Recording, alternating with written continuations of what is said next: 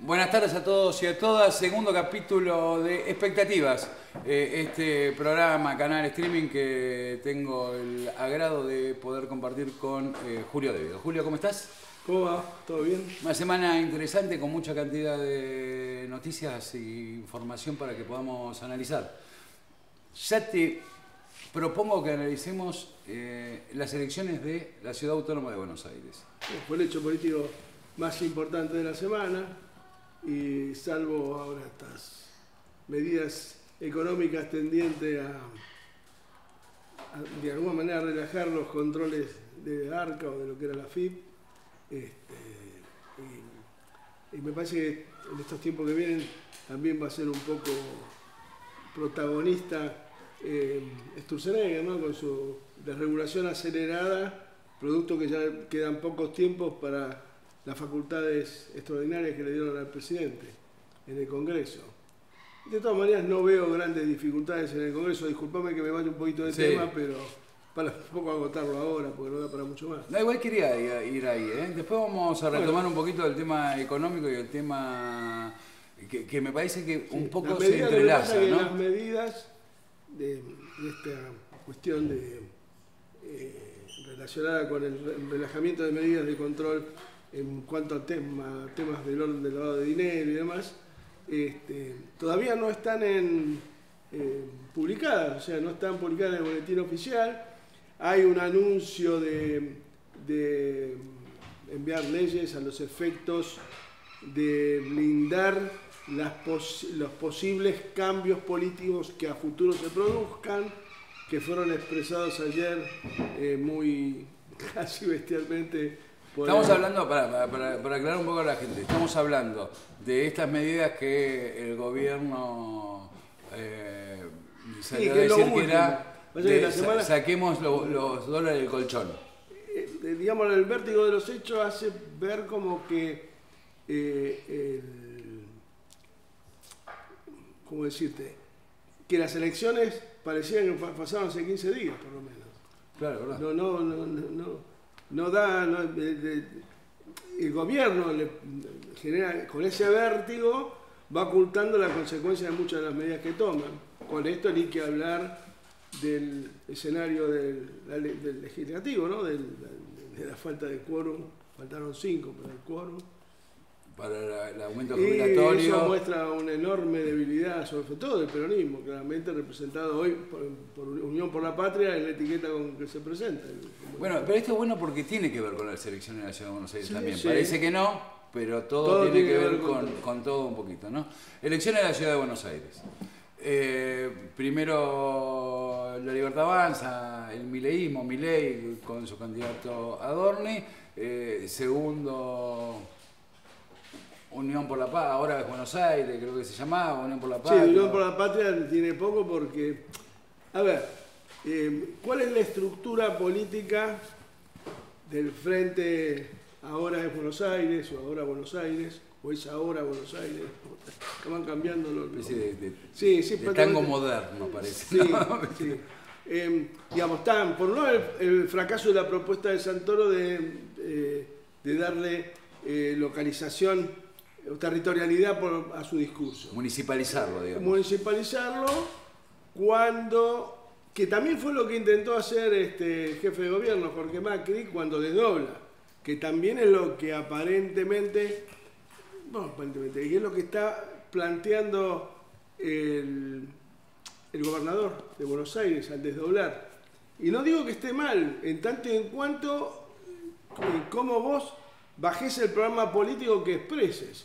O sea, el axelismo va a tener que presentar un programa político concreto y seguramente a lo que se va viendo, a lo que se va viendo va a tener que dar batalla a lo que es el cristianismo, a la cámpora, a la estructura diría residual del kirchnerismo, porque el kirchnerismo somos todos los que participamos, en el caso mío, desde el 87 con Néstor en la política argentina, primero en Santa Cruz, luego acá.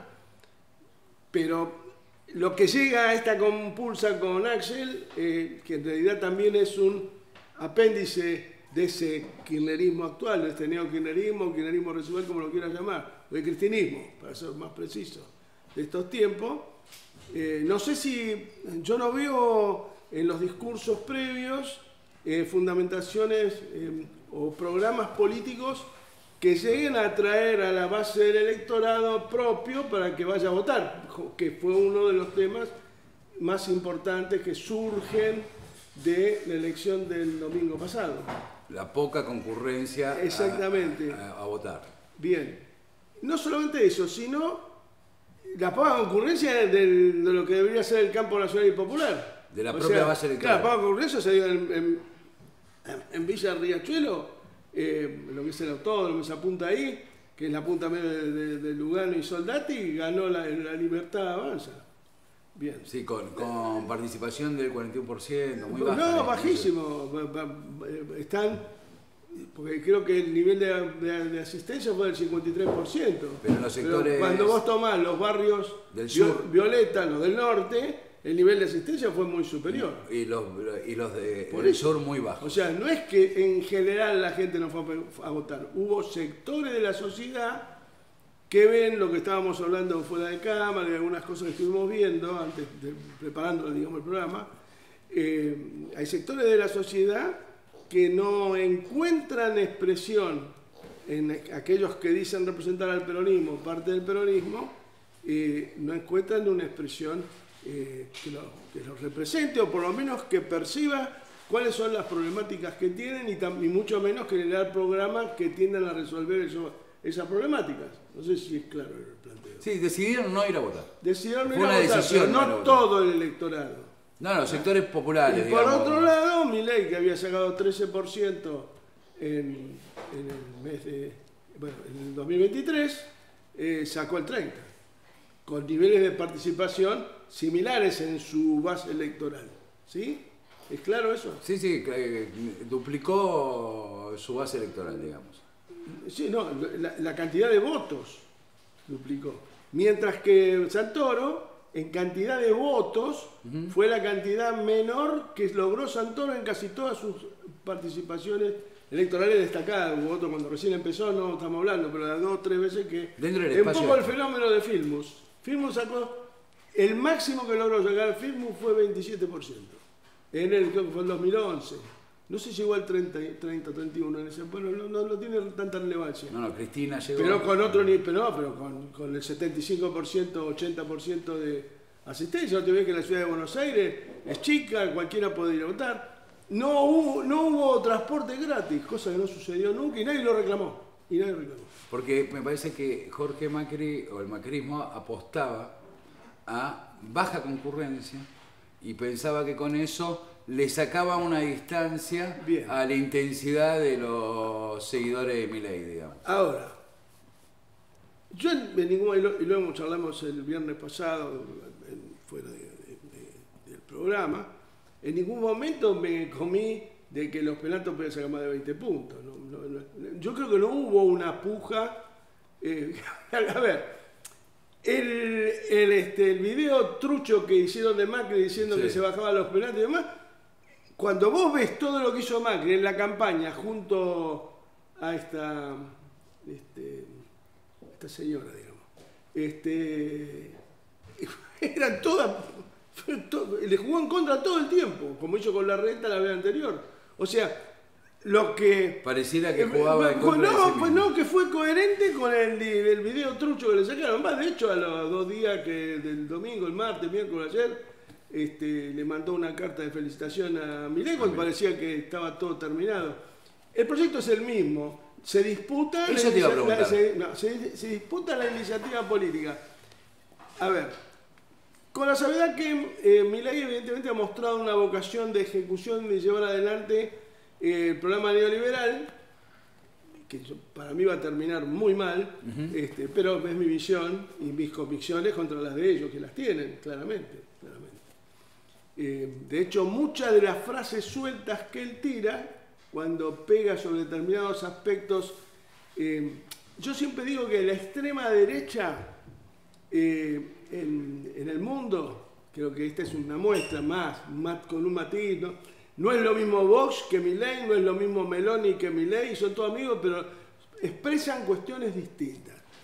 Yo hoy estaba escuchando a la mañana un discurso de Meloni en la Unión Europea, en Bruselas, que le dio hasta abajo en la lengua a la von Leyen, pero era un discurso que a lo mejor no tiene una base ideológica muy diferente de la que tiene von Leyen, pero lo que estaba en discusión es la sensatez de las cosas.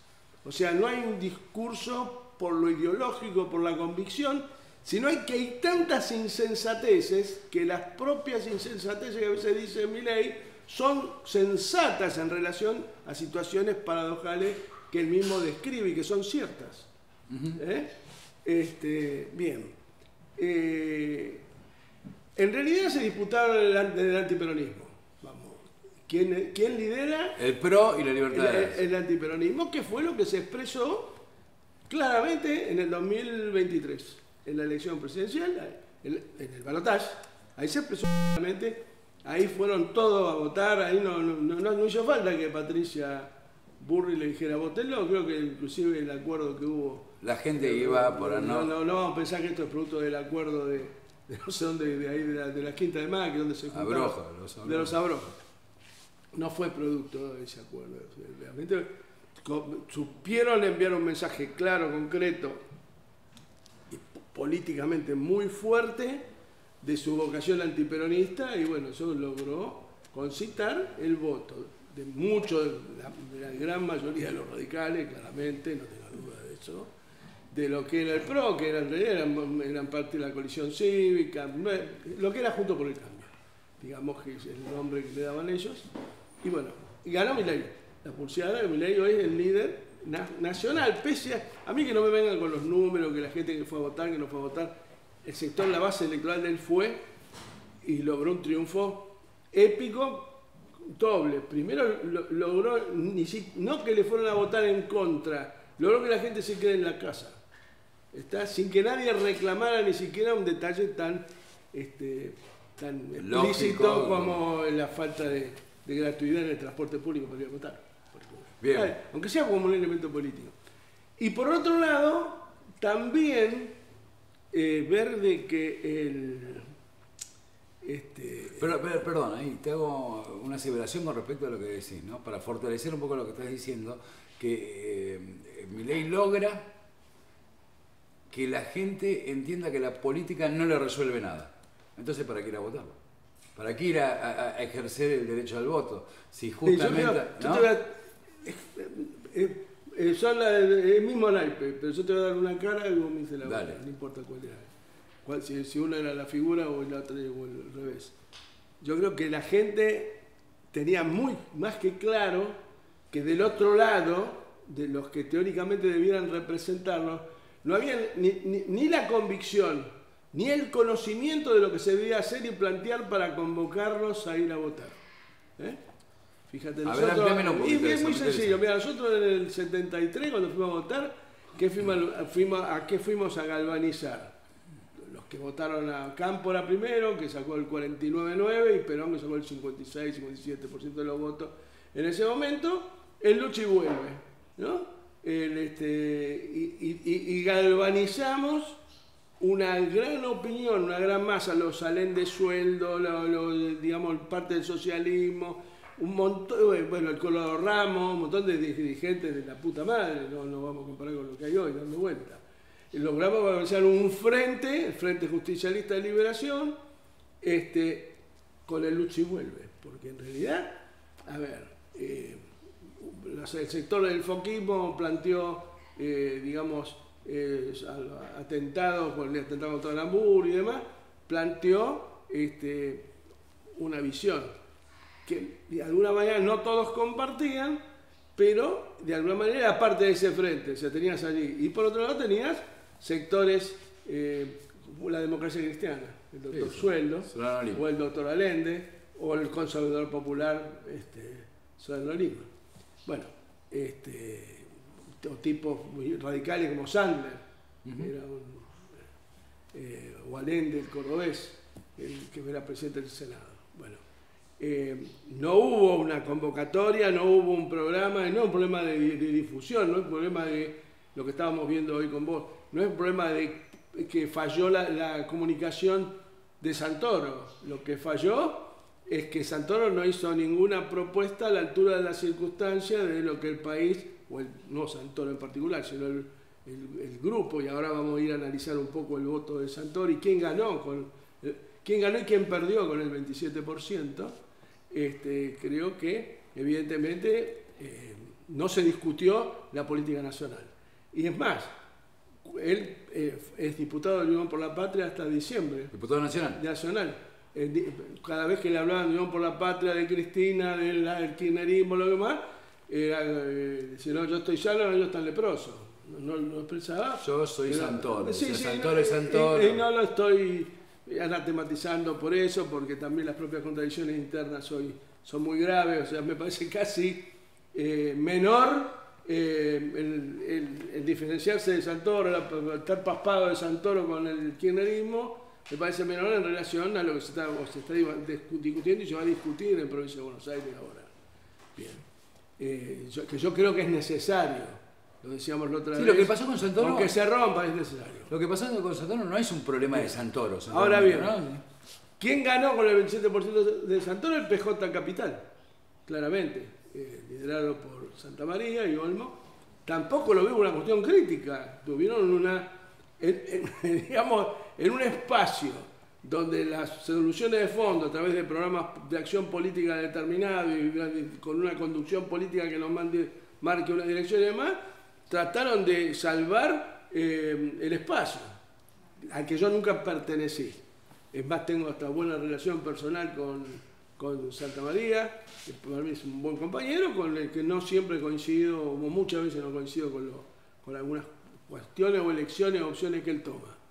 Y me parece que Olmo también me parece un hábil negociante, un buen negociador, para ser más cuidadoso con el término, y bueno, que la primera minoría de la legislatura, que era lo que se discutía, en términos reales de la electoral. No, inclusive del propio discurso de Santoro, logró lo que quería. Él perdió en relación a su liderazgo personal, claramente, pero si él quiere discutir los problemas de la ciudad, bueno, carajo, a partir del 10 de diciembre tienen la mayoría de la legislatura porteña, si no, la mayoría, la primera minoría para ser más preciso. Si desde ahí no pueden, creo que es una oportunidad histórica que se les da en un momento de crisis profunda del peronismo. Y eso yo lo rescato, han sabido, por lo menos en el desastre, en la debacle, mantener el espacio.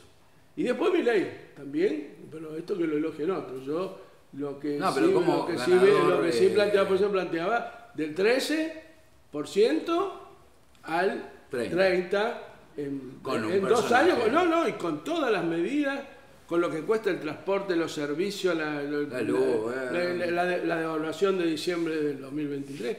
Bueno, lo que significa es decir que los evasores son héroes. Esto más allá de la valoración moral que uno puede hacer del planteo, lo hace sentir como una manga de pelotudo a todo lo que pagamos los impuestos. Y bueno, así toda la gente lo vota. Lo vota porque tiene una propuesta concreta, plantea cosas sensatas. Para algún sector de la sociedad, la motosierra es sensatez. Pero esconde, decís vos, un antiperonismo férreo. No representa al antiperonismo porque sabe que él se muestra como antiperonista. Yo creo que ideológicamente, en términos de construir una hegemonía propia sobre la base, es muy... ¿Te acordás del Grupo A? Cuando se perdieron las elecciones del 2009 y demás, que perdimos mayoría. Toda la oposición se junta en el Congreso. Después es cuando empiezan a discutirse los cargos, las cuestiones. Vos ves lo que está pasando en el bloque de Pichetto, que ahora se empiezan a discutir algunas cosas. Hoy, el otro día dieron quórum, por ejemplo. Hoy los aliados se han achicado. Creo que hay crisis también en el bloque del PRO. O sea, no es tan fácil decir yo represento el antiperonismo, ni tampoco decir yo represento el peronismo, está claro. Creo que la conducción política de un movimiento, digamos, más allá de la pseudohegemonía, por llamarlo así, de la Libertad Avanza o o de Milei todavía me da la sensación que no constituye una dirección política concreta, no plantea a la sociedad una dirección política concreta a la gente que lo vota, simplemente hasta ahora digamos, se apoya en putearnos a nosotros, nada más, y ese sector está contento, pero ¿hasta cuándo? Hablábamos hoy de cuando estas inundaciones últimas, ahora estamos en Zárate, donde se ha sufrido, donde la preocupación de los sectores medios era un corte de luz de 10 horas y cuando había gente que tenía el agua por la cintura, en el mejor de los casos. Y esto, somos así, es la sociedad, la burguesía nacional, por llamarla de alguna manera, como la burguesía argentina. Pequeña burguesía, como se decía. Sí, llamémoslo así, tiene una visión muy yoísta, muy antisolidaria, claramente. Y así fueron creciendo, ¿no? Así se hicieron los hijos del doctor y todas estas cuestiones. Para cerrar el tema... No estoy haciendo una crítica a la movilidad social ascendente del peronismo, que es otra cosa, ¿no? Me refiero al emigrante europeo que venía con una mano atrás y otra adelante y bueno, logró encarnadura, trabajando, armando una empresa, lo que fuera, y después los hijos terminaban siendo médicos, abogados, y bueno, y era ese esquema de la familia cerrada, de los talleres del domingo, y de no abrirse a la sociedad, ¿no? Buscar el progreso personal sin importarle lo que le pasa al resto. Cuando Néstor siempre decía que no puede haber guetos de pobreza en contextos de abundancia. Tengo una mosca acá que debe ser media infiltrada de Milei. Es lo mismo, ahora después volvamos un poquito a eso, a la construcción ideológica de los sectores sociales, pero es lo mismo el modelo político, económico y social que tiene en la cabeza Milei al que tiene Mauricio Macri, La Libertad Avanza y el PRO.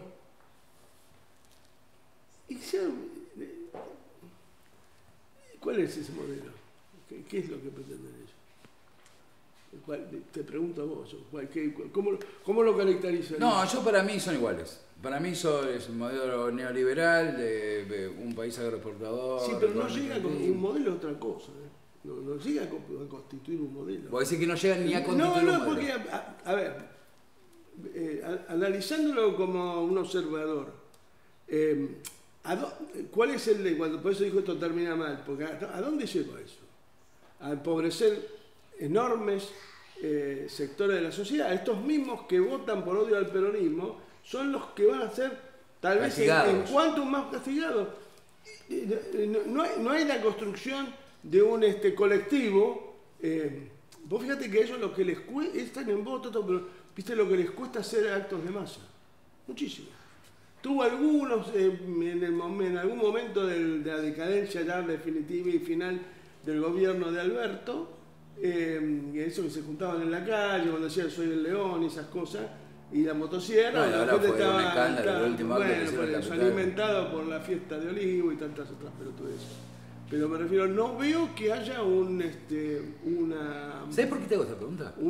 Que ellos tengan en la cabeza un modelo de cómo puede vivir armónicamente esta sociedad donde lo único que se avisora es la única direccionalidad política que yo veo a todas estas políticas, tanto la de Macri como la de él, es acumular en muy poquísimas personas el 80-90% del Producto Bruto. De lo que recauda la Argentina, de lo que Exactamente. produce. Y en esa cuenta, lo que hablamos también otras veces, yo creo que estamos hablando de una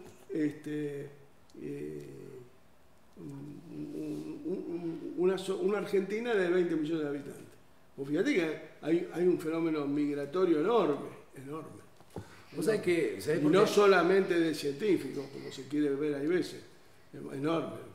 Yo no estoy viajando al mundo en este momento, pero por lo que me cuenta gente amiga que viaja, bueno, el que lava la copa, el que sirve la mesa, el que cocina, y bueno, que empiezan de lavacopa y terminan de chef, porque hay una base social con aspiraciones y de alguna manera con una crianza buena, con proteína cuando son chicos, con una escuela que siempre antes fue mejor, es decir, la escuela ahora, como hablamos otra vez, ha tenido una decadencia producto de los vaivenes presupuestarios y demás, ¿no?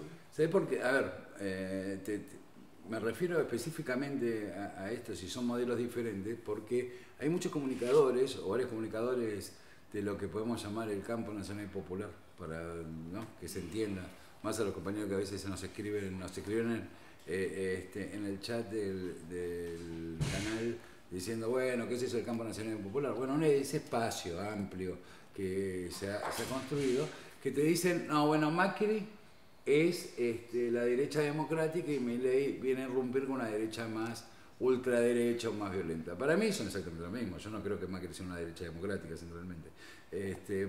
No, lo cambian los modos. Cambian solo los modos. Pero la dirección política es la misma. Es concentrar la riqueza cada vez en menos manos. Bueno. A ver, yo creo absolutamente convencido que es lo que ellos quieren hacer. Y lo plantean, ya Milei lo plantea brutalmente, ¿no? Abiertamente. No quiero empezar a repartir las cosas. Ya estamos con esos programas que pasan videos de Milei diciendo pelotudeces. A ver, para último análisis de la cuestión electoral, yo me acuerdo allá por el 2013, cuando Massa le gana a Insaurralde, ¿no? 2013.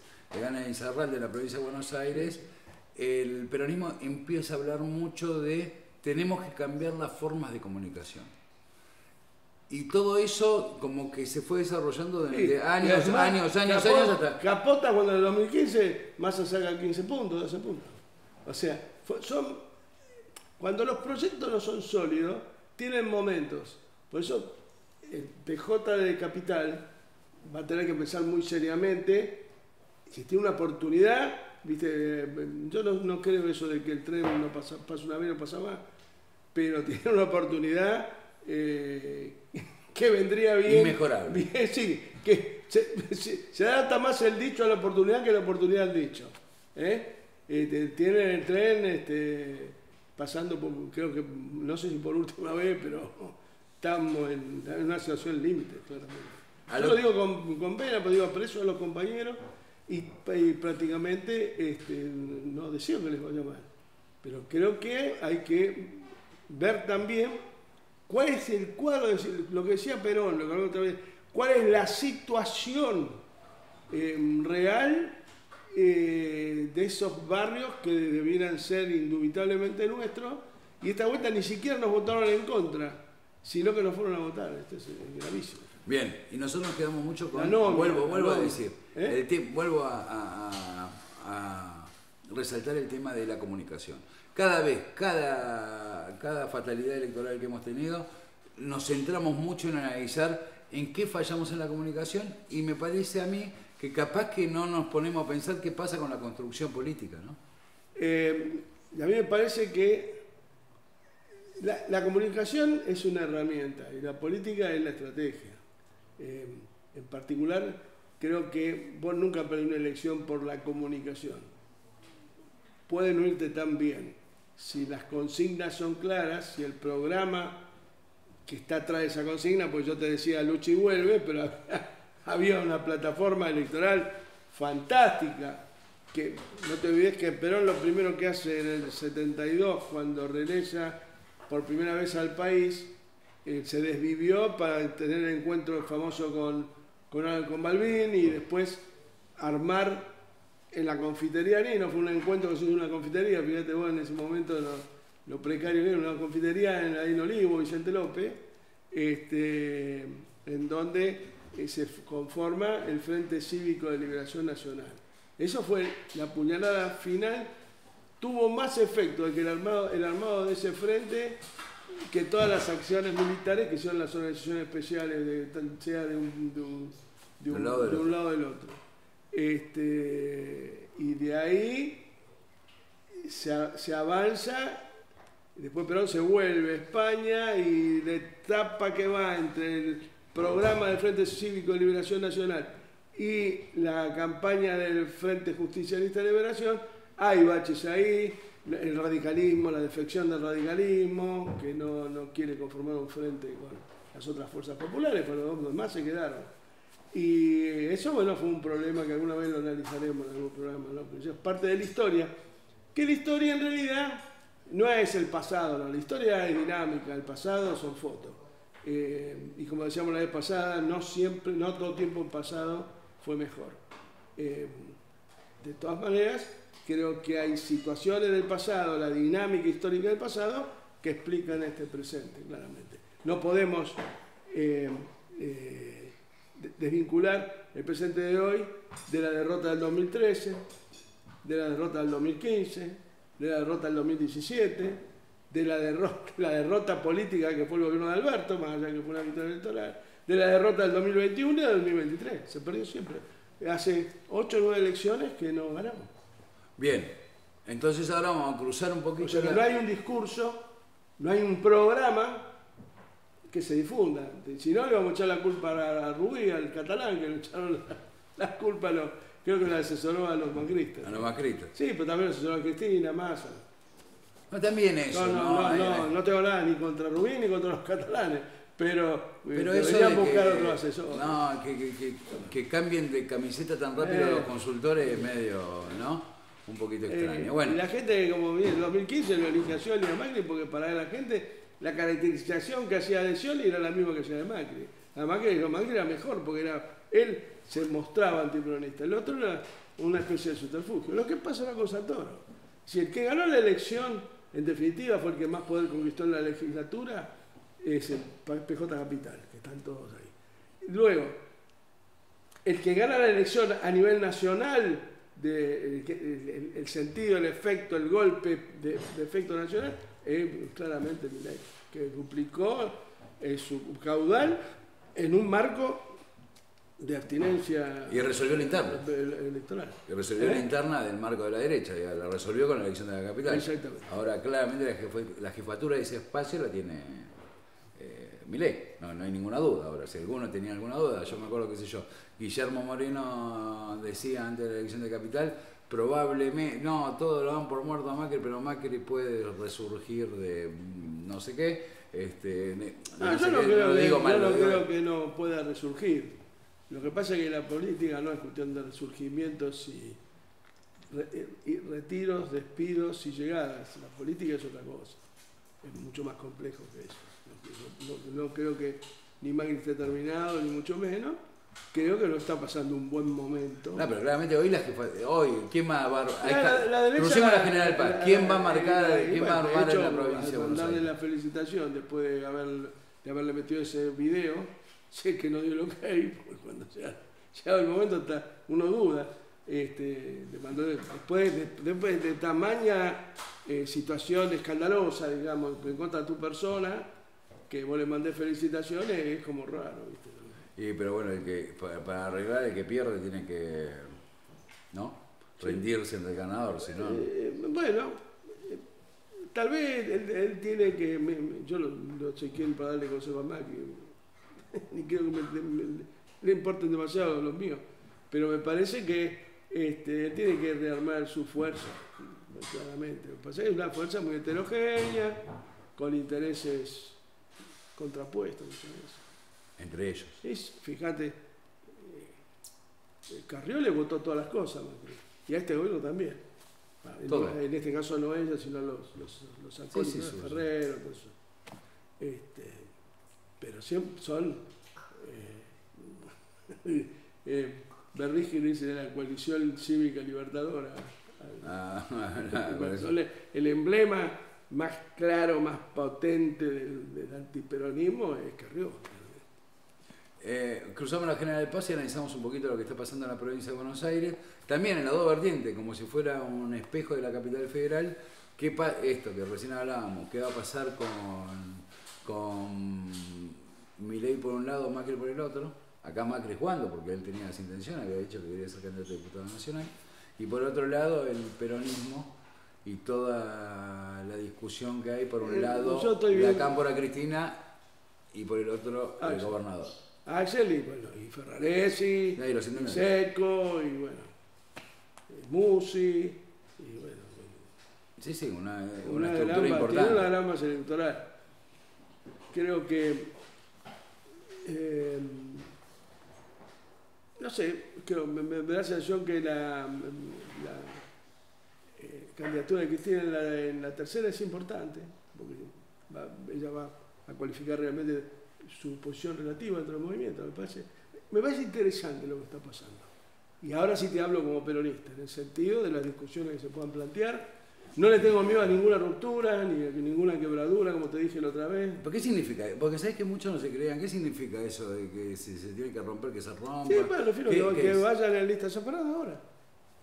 Yo no lo veo. Tan trágico todo lo que está pasando. Y es trágico lo que le pasó a la gente de Bahía Blanca, que se inundó y todavía no le llegó toda la plata. O luego ahora acá la gente en Zárate. Eso es trágico. No, es un debate político que está postergado, claramente postergado. Está postergado desde el 2013. Desde el 2013, pues yo creo que hay un momento entre el 2010 y el fallecimiento de Néstor, hasta el 2013 donde hay un montón de cambios. Hay un montón de cambios, está el cumplimiento de Axel por Cristina dentro de la estructura del gobierno, también está el apogeo y despido de Moreno en ese momento. Despido me refiero cuando lo mandan a Italia. Creo que, bueno, el desplazamiento del Ministerio de Planificación de todas las áreas estratégicas que conducía, manejaba, el sector energético y demás. Bueno, todo eso no se discutió nunca. Bueno, ahora no digo que se va a discutir lo que no se hizo en el 2013, pero ahí se fueron generando dos situaciones, no diría antagónicas porque no me gusta el término, pero dos situaciones de polémica, de discusión, que tuvo la última muestra fue que la salida de Quintela como candidato a disputar, sabiendo que perdía, pero a disputar y decir, bueno, aunque seamos 4, tendremos que tener un representante del Consejo Superior y poder ir a dar la discusión.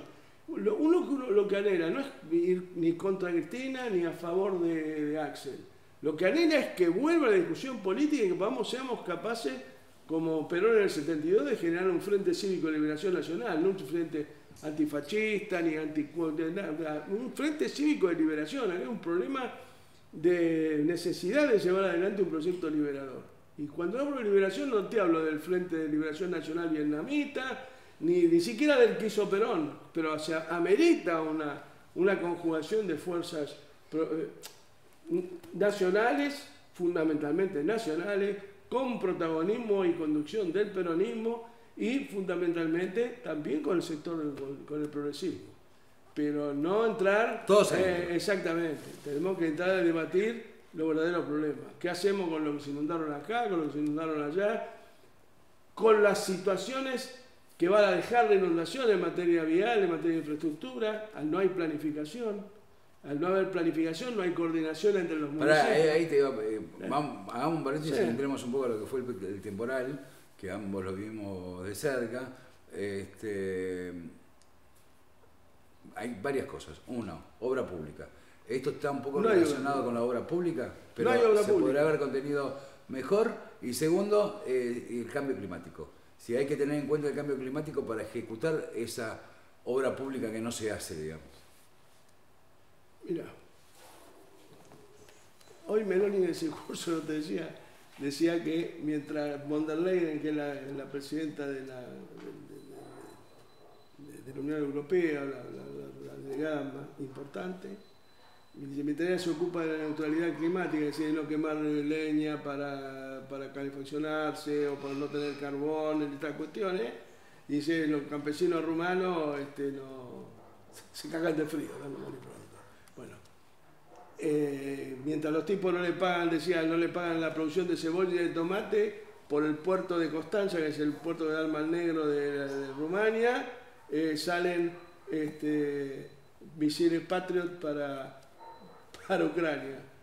Bueno, entonces, la cuestión de medioambiental tenemos que tener bien claro los objetivos de la Agenda 2030, sí, perfecto. Pero en función, como decíamos con Kirchner en los 90 en Santa Cruz, pensar en global y actuar en local.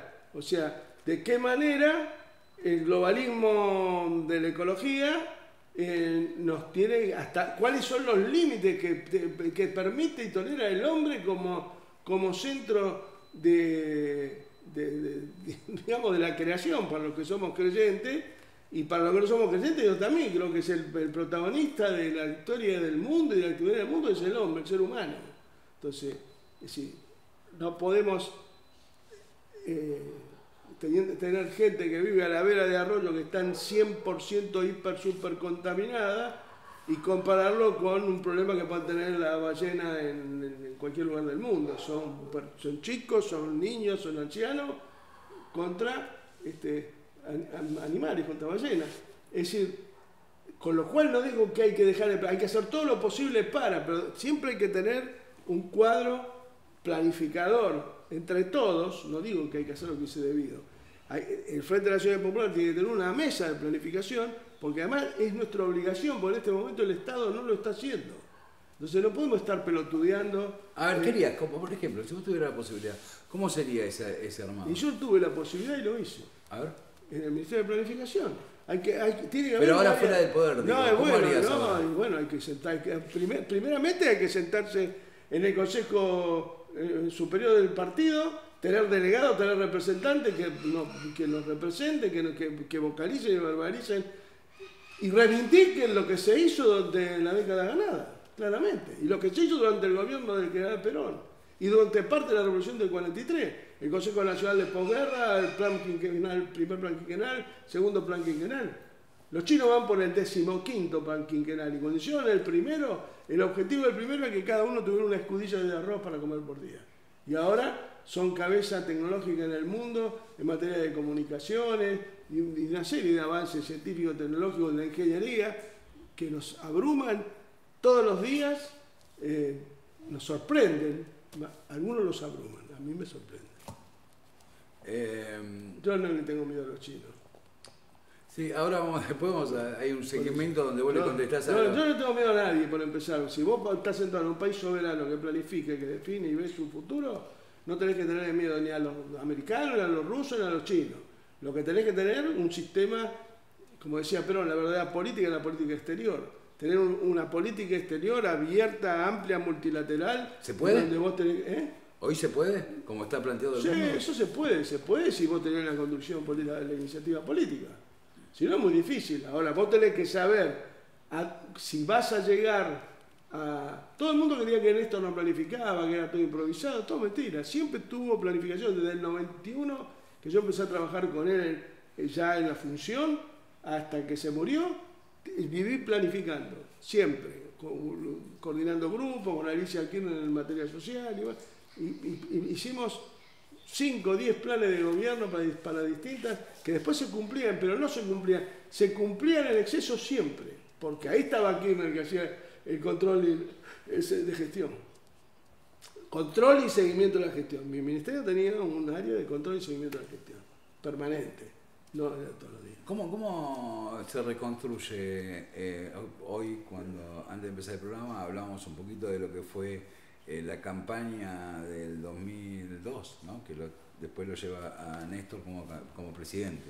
¿Cómo se construye la organización política o se reconstruye? Mira, nosotros cuando estuvimos en el poder y fuera del poder, las campañas las planteamos siempre desde la planificación, con grupos técnicos de trabajo, con seres humanos, no con la computadora, sino con gente que conocía, que sabía que tenía práctica política concreta en el área en la que desarrollaba los planes y que después hacía el control de gestión y la ejecución en la mayoría de los casos. Es decir, no se puede gobernar sin planificar. Si no planificás vos, planifica el que te va a dominar, porque estamos hablando de la Argentina, no de Julio De Vido o de Claudio Pose. Es decir, siempre hay imperios en el mundo. Sí. Y bueno, todos los imperios tienen proyectos a ver de qué manera te someten para poder sacar el litio, las tierras raras, el gas, el petróleo, llevárselo todo lo más libre posible de impuestos, de gravámenes, de regalías, sin dejar un carajo en el territorio al que desvalijan. Creo que los mejores ejemplos son las colonias francesas en África. Y ese ejemplo también, para decir que estoy con la Meloni, pero lo da siempre la Meloni. Es decir, con lo cual no digo que Italia sea una virtud, la virtud no, para nada. El proceso de reconstrucción, a ver, digo, porque ahora, ¿qué se discute en la provincia de Buenos Aires, por ejemplo? ¿Qué se está discutiendo? ¿Qué discute Axel versus Campo la Cristina? Esa es mi preocupación, que no hay programa. Claro, no se discute. No, están discutiendo los cargos en las listas, lo dijimos la última vez, no quiero ser reiterativo. Se están discutiendo los cargos en las listas para las diputaciones. O sea que están al margen absolutamente de qué programa están discutiendo, de qué hay que hacer en la zona centro de la provincia de Buenos Aires, en el norte, en el oeste, en el conurbano, cómo tiene que ser nuestra relación con el resto de las provincias. No se está discutiendo eso. Claramente no se está discutiendo eso. Y hay algunos intendentes, obviamente, que no quieren verse subrepresentados, porque ¿qué pasaba? Cuando todos se ofenden, dicen, no, por la lapicera existió, desde el 2013 existió y nos fue como el culo siempre. Es decir, claramente, no nos fue bien. Entonces Bien. hay que sentarse, cada uno de los sectores tiene que sentarse y formular una propuesta política, económica y social en un país que está siendo desquiciado, y mientras no lo haya no va a haber discusión, y si no está esa discusión, va a haber más ausentismo en septiembre en la provincia de Buenos Aires de los sectores más rezagados y más potentes de la sociedad que hubo ahora en la capital, no tengan duda de eso. Entonces vos decís, ¿y cómo hacemos? ¿Cómo se sientan? ¿Cómo sentamos los diferentes sectores? Mirá, es como ser adivino. Me parece importante que se planteen dos posiciones, una que quiera salir del unicato y sentarse y discutir con la otra parte. No se está hablando de someter uno a otro. Ahora, si vos decís, no, de 10 nombres pongo 9,5 yo, evidentemente, ¿de qué te va a poner a hablar de un programa de nada si te quieren sacar para afuera? Entonces, hay que romper esa lógica y Mateu tiene que ser un centro de convocatoria donde puedan ir todos los gobernadores, tener una política más fluida, no correr a los gobernadores. Fíjate, Mateu, los gobernadores no van. El otro día hubo congreso de partido, el presidente del congreso no fue. Tenemos un problema. Sí, es el Instituto Patria.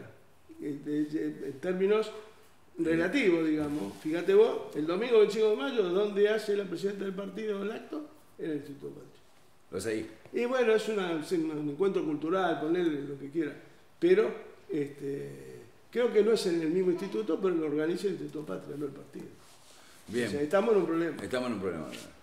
Entonces hay que romper, hay que abrir, por eso digo, cuando los que no entienden que se rompa, pero que no, estamos como los radicales, estamos en un momento que sí, no tiene que, eso, lo que planteo es la antítesis de lo que dijo históricamente el flaco Gioja de unidad hasta que duela, ¿no? Con unidad hasta que duele estábamos todos en cana nosotros, con la unidad hasta que duele. La que más nos dolía a nosotros, ni nos mencionaban ni nunca nos vinieron a visitar. Sí, de hecho, en la campaña... Sí, no tengo nada personal con el flaco, igual que con Santa María, me parece buen compañero. Tiene sus límites que yo cuestiono en términos políticos, claramente. No, hablamos siempre de política, no de cuestiones personales. Pero sí hace falta una especie de renovación. ¿Vos decís que tiene que ser una renovación dirigencial, generacional, o la renovación pasa por otro lado? Digo, porque los chicos de la cámpora, viste, ya no son malos. Yo nunca, mirá, cuando tenía 23 años, la verdad que a mí el tema de la juventud maravillosa y todo eso me rompía bastante las pelotas. Nosotros éramos militantes peronistas y estábamos en conjunto con los compañeros que tenían, yo estaba en el sindicato, en mi militancia, obviamente Guillán no tenía 23 años, tenía 40, 22, 23 cuando yo estaba ahí. Tenía el doble de edad que yo. Y para mí un compañero, una guía, un maestro, una referencia, claramente. Y él y otros compañeros, ¿no? del sindicato. Y esa especie de puja generacional que nos hizo un daño enorme a nosotros, me parece. No sirve para nada. Un partido de jóvenes, casi de niños, los de 16 años, hoy prácticamente no es lo mismo un chico de 16 años cuando nosotros teníamos 16, porque son más adolescentes que lo que éramos nosotros por las circunstancias, no eran méritos personales. Claro, no. Bueno, a mí esa pelea que hubo en ese momento entre los jóvenes, los viejos, y los y los revolucionarios, y los que no lo eran, nos hizo un daño enorme y todavía hoy estamos pagando.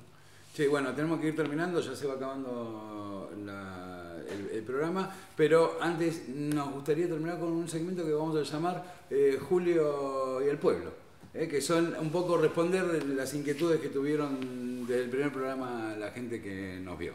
Así que vamos a empezar. Yo te voy a ir leyendo un poquito la pregunta de la gente. Queremos agradecer profundamente la participación que hubo en nuestro primer programa.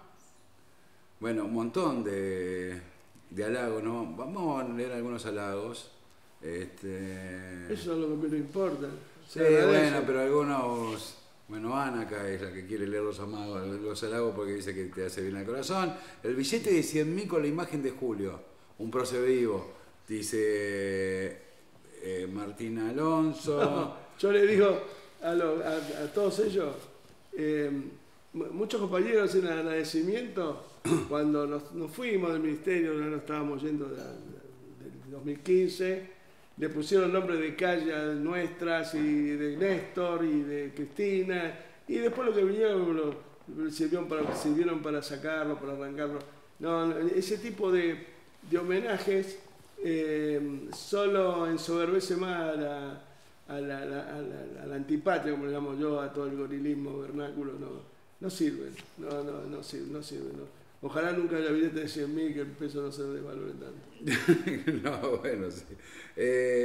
A ver, acá dice... Igual le agradezco al compañero. Marcelo Simián dice, tiene que haber una interna de peronismo, que se presenten todos los que quieran candidatearse y a la mierda, pero después todos alineaditos atrás del que gane o la que gane. Sabemos quién es la que ganaría, dice, por eso no lo hacen. Bueno, sería muy bueno que hubiera la interna.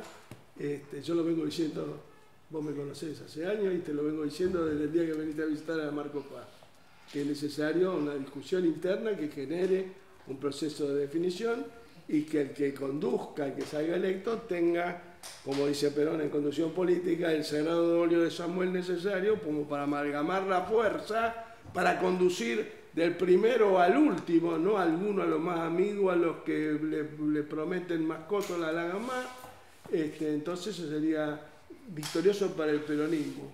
Acá no importa quién gane, lo importante es que gane el peronismo y que quede organizado y que haya un dirigente que sea consciente de la responsabilidad que significa conducir la fuerza.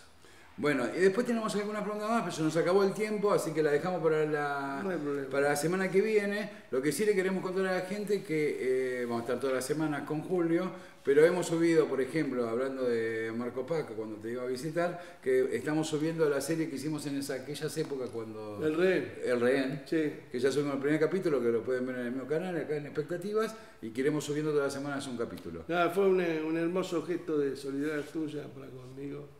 Igualmente, todo el mérito de la difusión y de ampliar la mayor concurrencia, audiencia de esta humilde iniciativa, está en manos de Claudio y de Ana. Yo sé que eso va a andar bien.